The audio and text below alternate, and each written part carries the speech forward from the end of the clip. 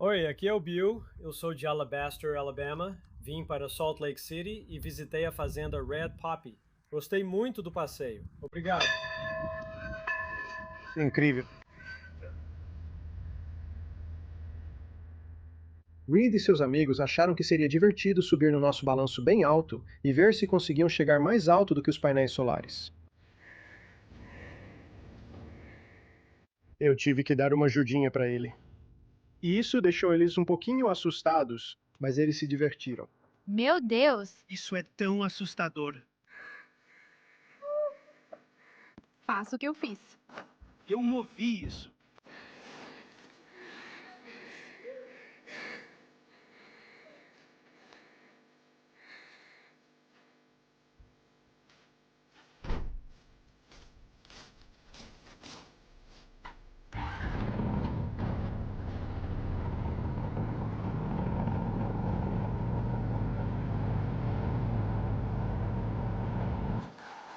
Alguém me mandou uma mensagem perguntando o que aconteceu com a nossa Ranger 6x6 que eu tinha há tanto tempo e eu vendi.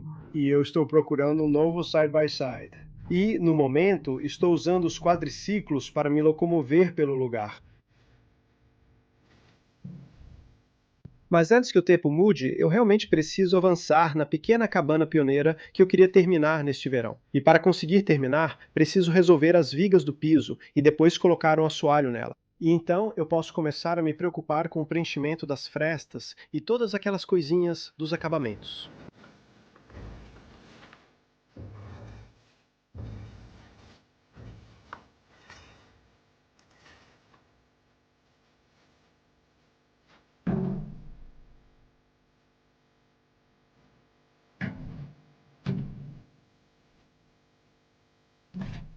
Meu objetivo é instalar as vigas do piso no ponto mais baixo possível, para deixar a cabana com o pé direito mais alto possível, porque ainda pretendo construir pelo menos metade de um mezanino, onde possamos ter algumas camas para dormir.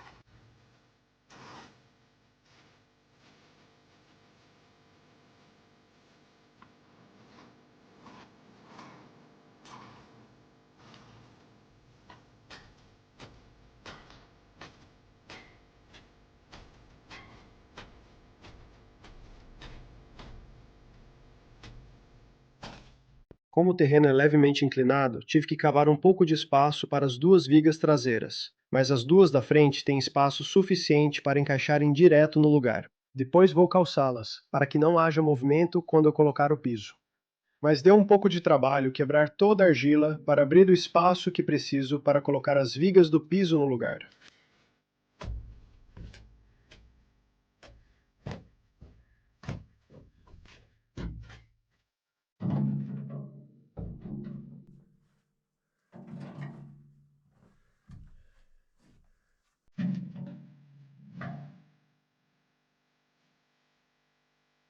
Eu não sei se existe um jeito certo ou errado de construir uma cabana de toras, desde que ela fique de pé e ofereça o abrigo necessário. No que me diz respeito, eu poderia ter colocado mais uma fileira de toras se tivesse toras extras, e talvez elevado um pouco o piso, assim não precisaria cavar na terra como estou tendo que fazer agora. Mas por que eu escolhi construir do jeito que eu fiz?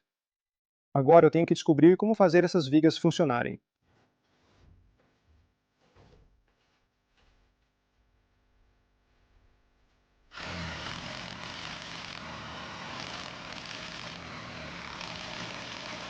Agora, pelo lado de cima, estou usando parafusos franceses para puxar as vigas do piso o mais próximo possível da parte de baixo da cabana.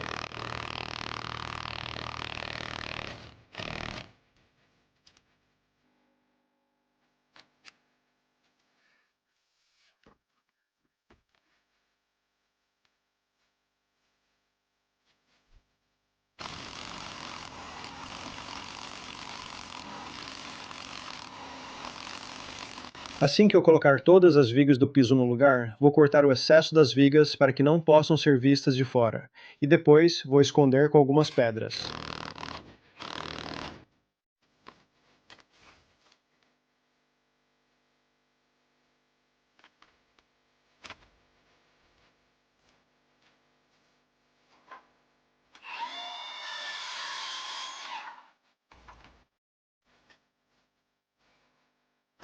Agora estou apoiando as vigas do piso com algumas lajotas de concreto que eu tinha por aqui. E estou usando algumas cunhas de cedro para garantir que tudo fique bem travado no lugar. Espero nunca precisar levantar as tábuas do piso e calçar novamente essas vigas. Mas se eu precisasse, conseguiria fazer isso sem muito trabalho. Mas desde que construí a cabana, ela não se mexeu muito.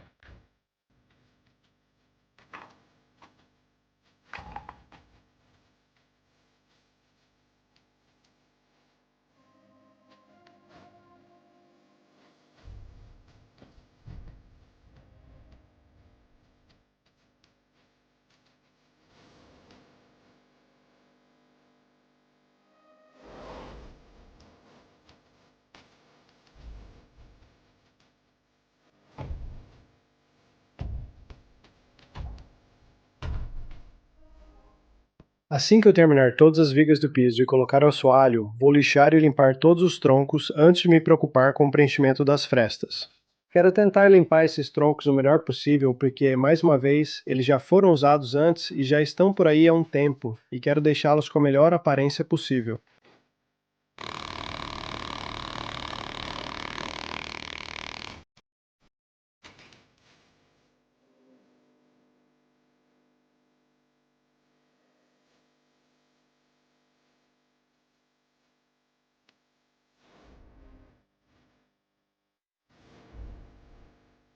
Essas duas vigas frontais do piso foram colocadas sem muitos desafios, e decidi espaçá-las em cerca de 74 centímetros para sustentar as tábuas do assoalho.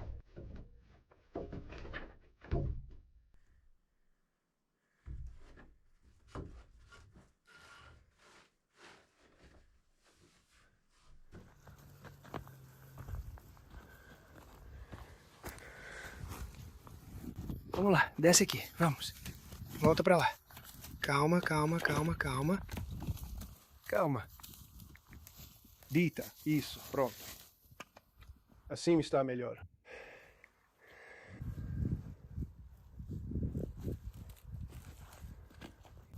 Ok, calma, calma, calma.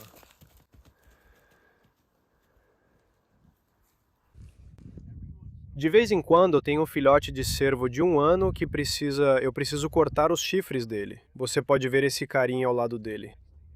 Ele ainda tem os espigões dele. Eu não mexi nos espigões dele, embora ele já tenha desgastado eles um pouco. Mas eles ficam realmente perigosos uns com os outros. E esse cervo em particular estava batendo nas fêmeas e não deixava os outros cervos se alimentarem. E eu já tive cervos machos que literalmente um deles matou o próprio pai. Isso foi no primeiro ano em que eu estava aprendendo sobre esses gamos. E agora, se eu vejo qualquer coisa que indique algum tipo de comportamento agressivo assim, eu simplesmente entro lá e corto as 2 ou 3 polegadas de cima, basicamente com uma tesoura de poda. Mas eu tenho que aplicar um dardo neles. E essa é a parte ruim de dardear, porque eles demoram um pouco para acordar. Existe um produto que você dá para eles depois de dardeá-los que ajuda eles a acordarem. Mas esse cara aqui, ele está acordando devagar. E ele estava bem agressivo. Ele foi um dos piores que eu já tive. E até mesmo os outros cervos com chifres estavam meio que com medo dele. Então, espero que agora que eu cortei os chifres dele desse jeito, não teremos mais problemas.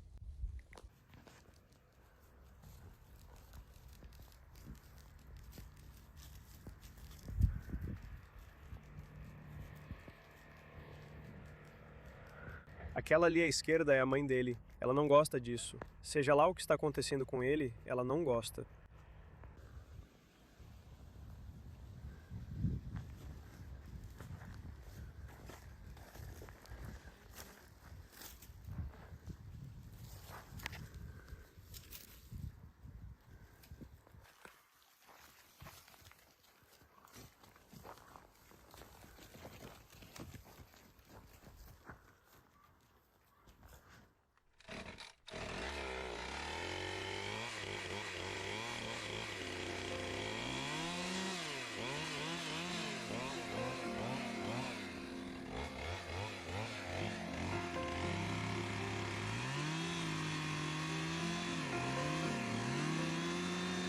Agora estou cortando qualquer excesso das vigas do piso que esteja passando um pouco além do que eu quero. E novamente vou envolver essas vigas do piso com plástico, depois vou colocar um pouco de terra ao redor dessa área, e então vou tentar esconder tudo com algumas pedras pequenas.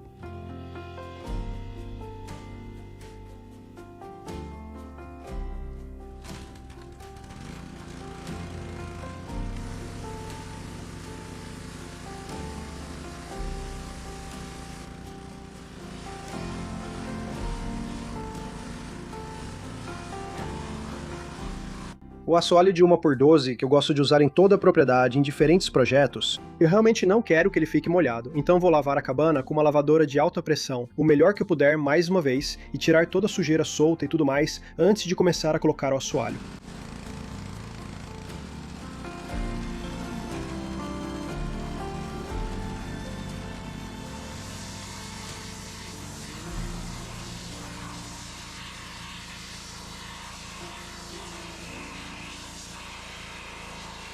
Eu já lavei muitos desses troncos com a lavadora de alta pressão uma vez, mas só no processo de construir essa cabana entra muita sujeira e poeira nas frestas. Então, usando a lavadora de alta pressão mais uma vez e limpando tudo, isso deve realmente melhorar a aparência dos troncos.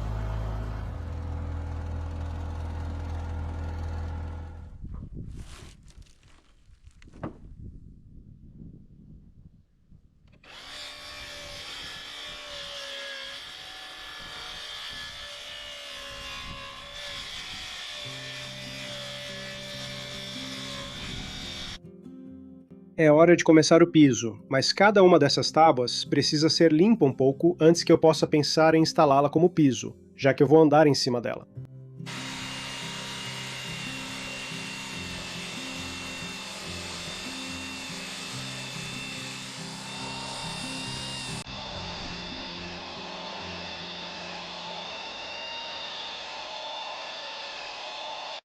As tábuas são todas serradas brutas, então primeiro corto as bordas com minha serra circular e depois passo a plaina nelas.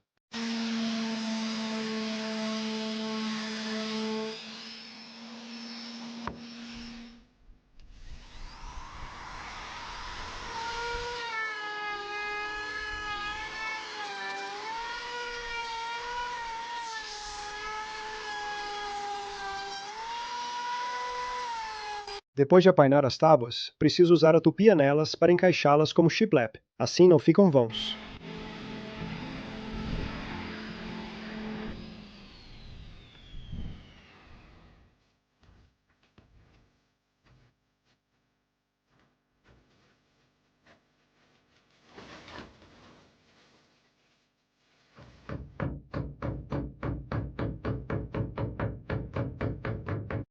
Antes de começar a colocar o assoalho de 1x12, preciso colocar um plástico de 6 milésimos de polegada para tentar manter o máximo de calor possível dentro da cabana. Esse plástico também vai proteger o assoalho de qualquer coisa que aconteça por baixo dele. E tenho certeza de que vamos ter ratos correndo por aí e outros roedores desse tipo. Então, mais uma vez, tudo o que eu puder fazer para manter a cabana vedada vai ser uma coisa boa. E, no final das contas, isso deve ajudar as coisas a durarem mais.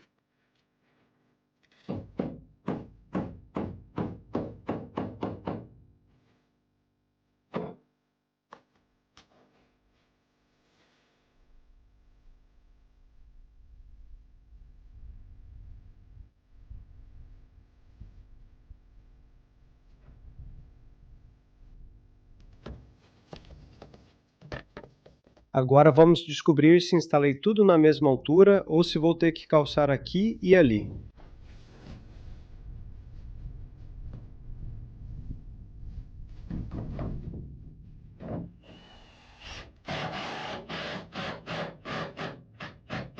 Até agora tudo parece bom. E de novo, quero que fique o mais justo possível nesse tronco de baixo para que o mínimo de ar seja perdido.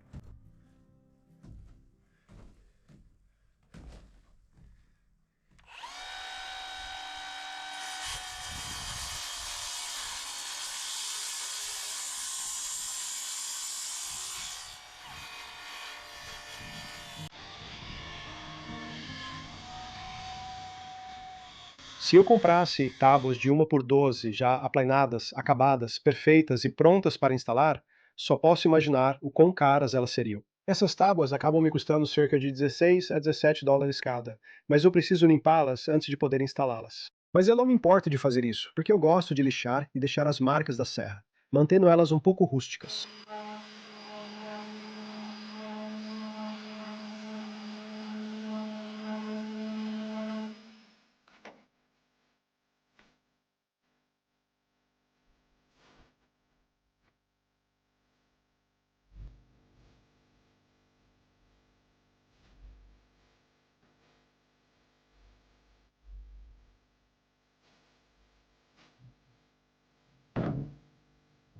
Como eu uso a tupia para transformar elas em tábuas shiplap, eu tento deixar os vãos o mais apertados possível. Mas como é madeira bruta serrada, os vãos nem sempre ficam perfeitos.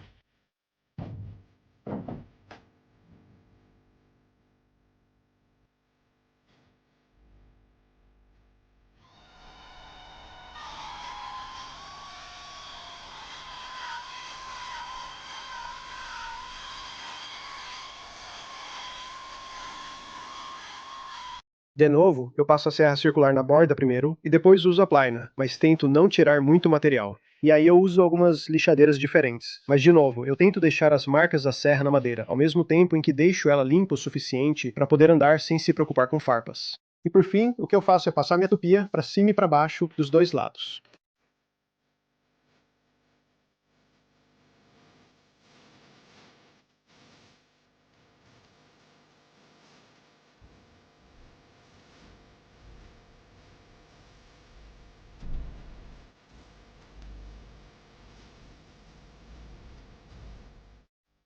Tudo está começando a se encaixar exatamente como eu esperava. Vou ter que colocar um pouco de acabamento em volta da borda externa para esconder as imperfeições, mas vai ficar ótimo.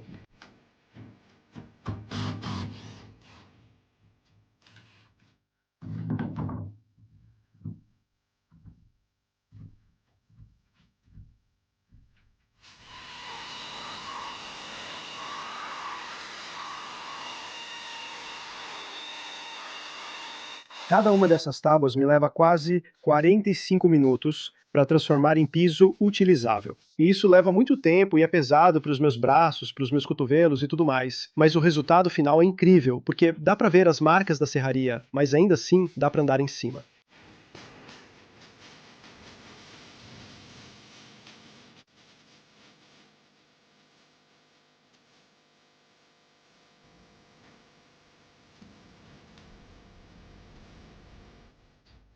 Para falar a verdade, eu gosto tanto desse piso que fico tentado a arrancar todo o piso do nosso segundo andar e substituir por algo assim, porque realmente tem muita personalidade. E quando eu tingir e selar vai ficar incrível.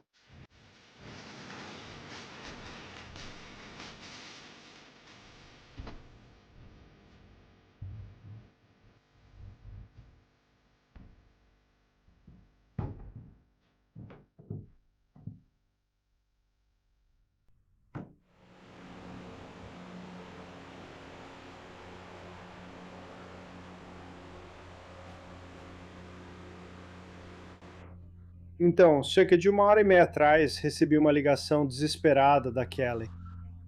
Kelly e Reed estavam em casa. Cedar tinha ido à cidade para resolver algumas coisas. E a Kelly me ligou, basicamente dizendo que algo explodiu aqui na nossa área de serviço e estava jorrando água por toda a parte. E eu a guiei para fechar a água, e graças a Deus ela conseguiu resolver isso.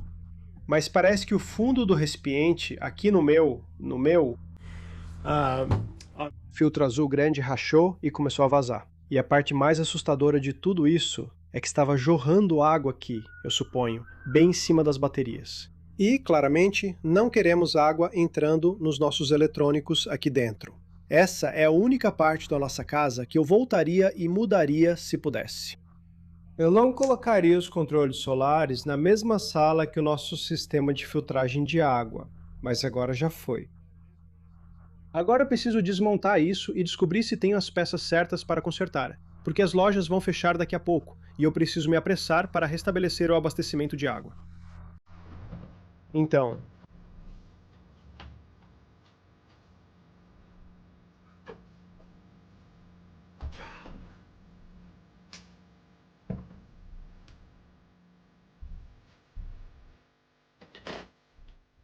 eu estava a cerca de 1h30 de distância quando recebi uma ligação desesperada da Kelly. E graças a Deus ela estava em casa e conseguiu fechar a água, porque o dano poderia ter sido muito pior.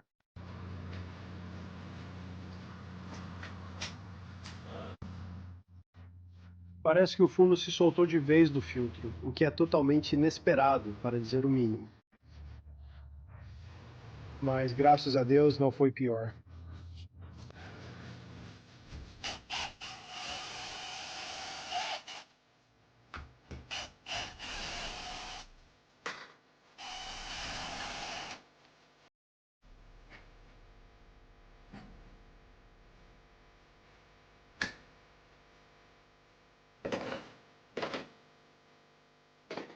Desde que perfuramos nosso poço no verão passado, eu não troquei os filtros. Estou meio ansioso para ver como eles estão depois de quase um ano usando o nosso novo poço.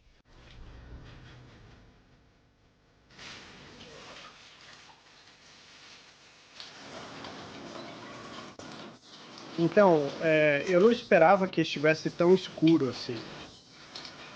Isso deve ser só muito das partículas finas de quando o poço foi perfurado. Vou limpar esse recipiente e trocar o filtro enquanto conserto esse outro filtro. Mas eu realmente não esperava que estivesse tão escuro assim. Isso é meio louco.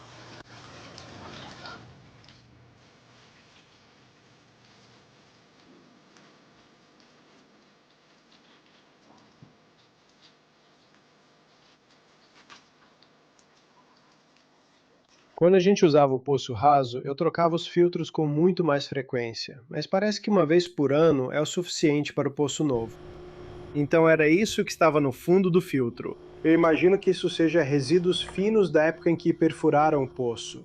Essa é a primeira vez que troco esses filtros, desde que o poço foi perfurado, e acredito que isso seja algum resto que ficou.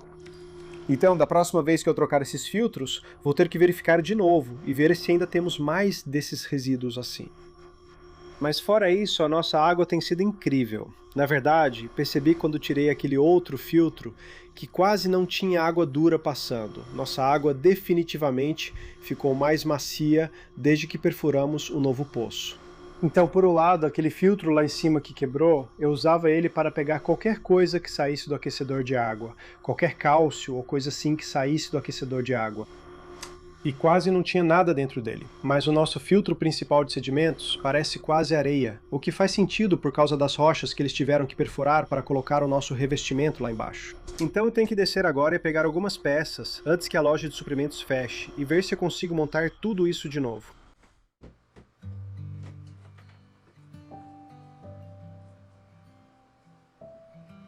Como o mundo parece estar ficando cada vez mais seco, para mim, ter uma fonte de água confiável aqui na nossa chácara fora da rede elétrica provavelmente é a coisa mais importante que temos. E a manutenção que vem junto pode ser um incômodo às vezes, mas o fato é que sem água a vida tem muita dificuldade para sobreviver. Então, mesmo que possa ser desafiador, sou grato pelo novo poço.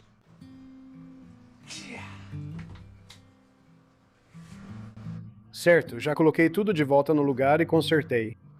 Vou abrir a água fria nas duas banheiras para tirar todo o ar do sistema. Abrir tudo devagar, deixar repressurizar e verificar se há vazamentos.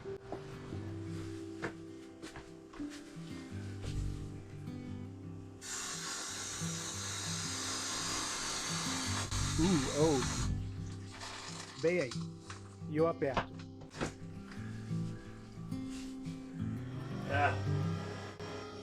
O anel de vedação não estava no lugar.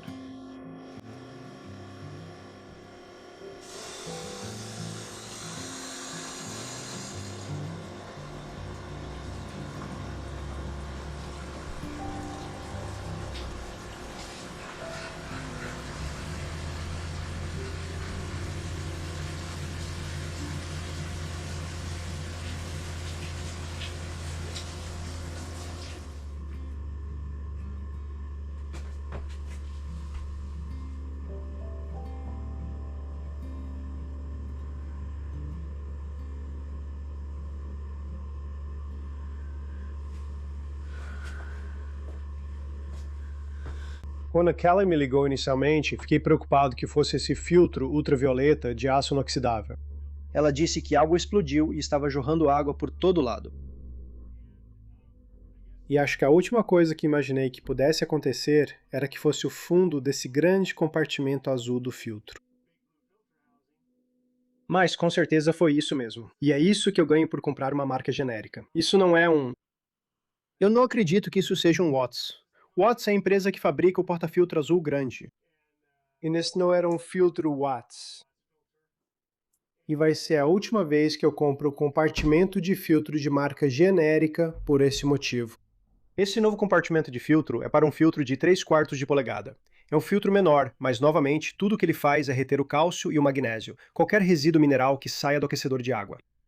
E, novamente, praticamente não tinha nada. Uma das primeiras coisas que notei quando começamos a usar o nosso novo poço foi que a água estava mais macia e havia muito menos sedimentos nela. Então, mesmo com aquele filtro, eu fiquei um pouco chocado ao ver o quão escuro ele estava. A verdade é que, com um poço novinho assim, isso provavelmente é bem padrão. Vou ficar de olho nesse filtro, o filtro de sedimentos, pelos próximos 6 meses, trocar de novo e ver se está diferente. Mas a verdade é que, desde que perfuramos nosso poço, a água está mais macia e a qualidade está muito melhor. Então meio que, sabe, acaba ficando meio esquecido. Quando a gente usava aquele poço raso, era só questão de tempo até todas as suas roupas ficarem meio amareladas. Porque tinha muita coisa. Eu imagino que seja o solo superficial. Aquela terra escura que acaba entrando na água.